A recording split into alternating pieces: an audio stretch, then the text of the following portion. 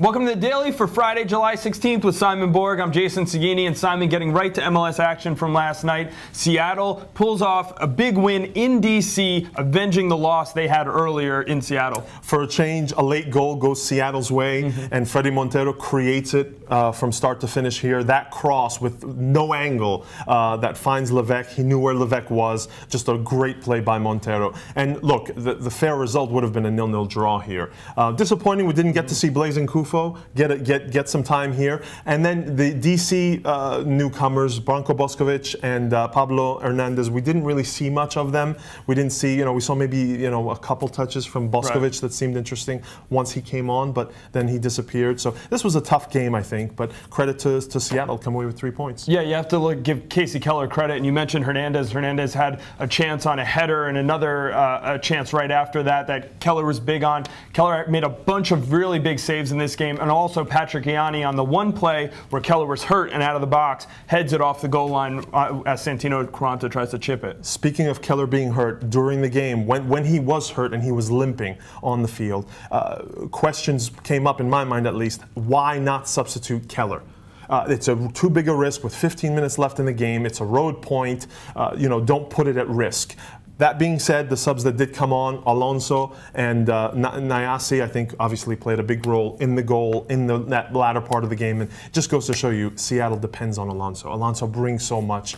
That's one of the reasons that Boskovic was annulled by Alonso coming onto the field. Well, Simon, let's also move into Superliga. As Houston-Pachuca, big matchup in Superliga. Houston is victorious in that game, 2-1. A big game by Joseph Nguyen, a new acquisition for Houston coming through for them early.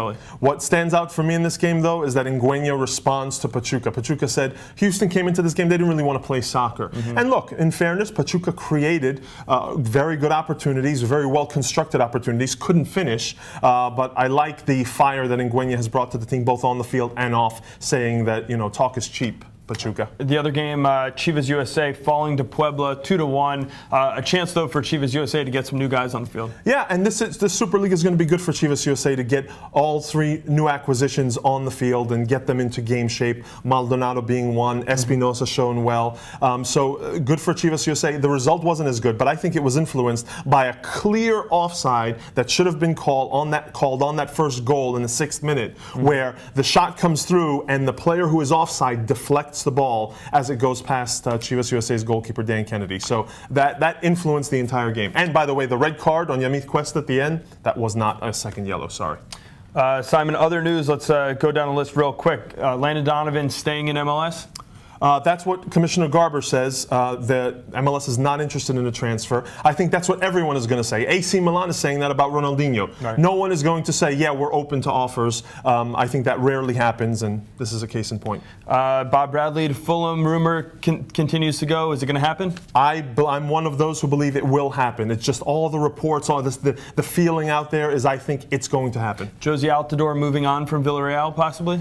No surprise there. I think if Villarreal was really interested in this player, I think he wouldn't have gone on loan last year, and I think I don't know that he fits their style. They like the Giuseppe Rossi, they like the players who can play the forwards who can play very technically. I think Josie Altidore is more of a big target man, and I don't know that he's a great fit for La Liga, so no surprise to me. And word in the kickoff this morning, Atlanta potentially an expansion city once more? Yeah, there's no EPL club name. There's a report that an EPL club wishes to set up an expansion team in Atlanta, and look, in the past we've heard of clubs interested in MLS. Bayern Munich's name has come out in the past. Manchester City, a few months ago, the Commissioner Garber was on record as saying that Manchester City was a team that was looking to invest in MLS. So, look, it's not surprising. Atlanta, of the news, Atlanta is probably the surprising factor that they would select a team there. And I think that's great for MLS because, we've had the Canadian expansion. Now it's time we get another market after Portland in America. Yeah, and a lot of people are calling out to get into the Southeast, and Atlanta, one of the biggest TV markets in the Southeast, or in the country that doesn't have an MLS team.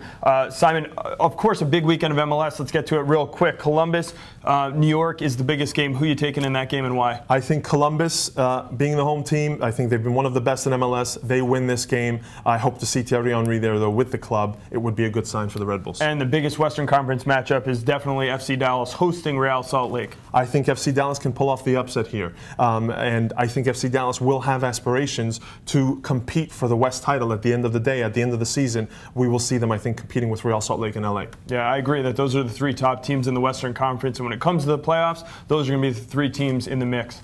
That's all we have for the Daily. Enjoy the weekend of soccer. We'll see you next week.